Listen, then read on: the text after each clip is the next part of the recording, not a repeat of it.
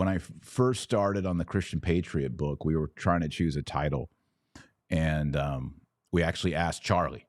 And I think the original title that I was going for on the book was Restoring Christendom, or something Christendom. That's I wanted to go Christendom. And that's a big part of the book, And Charlie Kirk, I don't know the exact words, but he was like, I don't think that's it. I don't think Christendom is the right, term for mass market, getting people to take in the message. So we went to Christian Patriot. And so the fact that he lost his life in the week of the launch, I mean, he had that tiny part in it, but I'm grateful to him for that.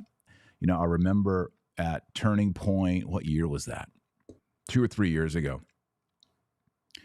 I was at Turning Point, and there was a Protestant praise and worship event at the Turning Point event.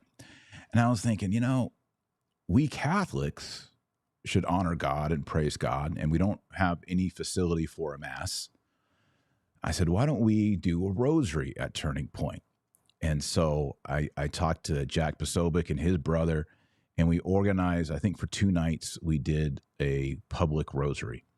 And since then, at Turning Point, there has been a venue for Catholics at Turning Point.